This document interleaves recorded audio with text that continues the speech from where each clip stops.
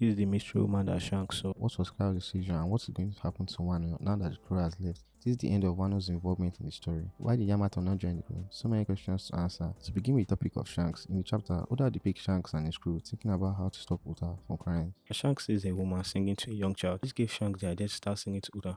And this finally comes hard down. Many questions arise now, like who is she? A random woman, a random person, or the mother of someone we know. Maybe Luffy. The kid looks like Luffy, but that's also how Oda draws babies. So that's not much to go off on. Another question is, if she really is Luffy's mother, where is she? Is she dead or is she alive? Where did this take place in? And is she connected to Shanks in some way? Since this was drawn for the film Red movie, she may be in it. The mystery surrounding Shanks just keeps increasing, and with Shanks being at the forefront lately, whether in the anime with the film Red filler or the manga with the Greenbull situation and his role in the film Red movie, it's a big sign we really are in the final saga, since Oda has started laying the groundwork for Shanks, and I'm all for it.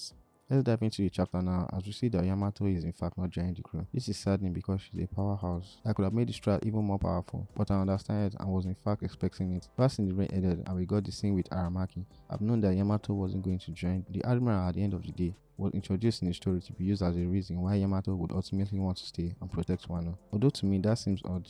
Yes, Yamato is insanely strong. She went toe-to-toe with Kaido for a short period of time and is probably stronger than both Zoro and Sanji. But in the face of the very top tier, she can't win. If a Yonko and Admiral shows up to Wano, she isn't stopping them, and that's one of the reasons why I think Blackbeard is going to find his way to Wano in an attempt to get Pluton. We see in this chapter that Luffy gives Momo the flag of the Straws and claims Wano as his territory. I feel this will be used to further escalate the tension between Luffy and Blackbeard, as Blackbeard will destroy Wano in his pursuit of Pluton. Really is an odd choice by Oda to not include Yamato. Although I have my issues with the whole I am Odin situation, I can still see the immense benefits she would have brought to the crew. And just like Katakuri, I hope to see her later on in the story. On another note, what happened to Carrot? This chapter felt strangely similar to the last chapter in Zoo, wherein Carrot was missing and suddenly popped up on the ship. Carrot's decision on whether she is the new leader of Zoo or whether she would decline the role in order to continue sailing with the crew and help in bringing about dawn is still up in the air. I always wanted Carrot to join the crew. I am biased to characters who use electricity to fight in anime, so I am very curious as to what is going to happen concerning her. I'm 90% sure she's on the ship,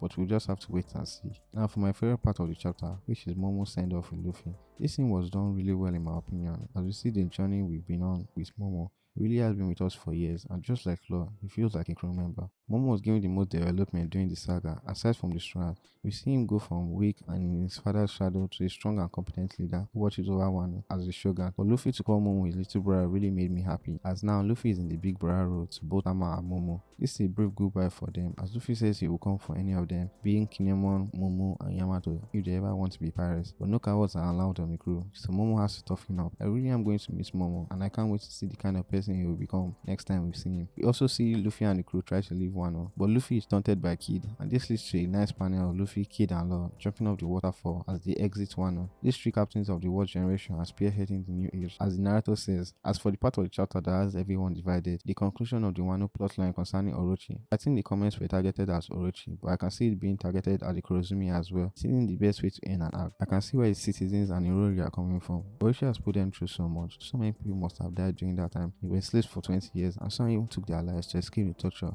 And to them, all that was the fault of Orochi. Being a Kurozumi didn't help matters, as his grandfather tried to take the seat of Shogun a while ago, and people rarely forget, and hate is passed down from generation to generation. Orochi being the only Kurozumi the people of Wano know has cemented their hate for the clan, but hate shouldn't continue, as it will only lead to more misfortune down the line. It was how Orochi came to be, although he was manipulated by Higarashi. We still don't know who she really is and what her end goal was. The townspeople have to let the grudge go. Although they may never forgive Orochi, they can't blame the Kurozumi for his wrongdoings. Momo has a lot to do as the Shogun, as the people of Wano can't continue on this path of hatred. I feel Oda will use this, not sure the leadership abilities of Momo. With the Wano arc finally at its end, finishing after 4 years of serialization, and even more time since it was set up in Thriller Bark, from the highs to the lows, Oda has given us a range of emotions this arc, and I can only look forward to the next arc, whether it be Elbaf or the Moon. I can only wait. Thank you for watching till the end. The audio really sucks, but I hope I got my points across. Working on a red line and SIG video, so if you're interested in seeing those, consider subscribing, and I'll see you in the next one.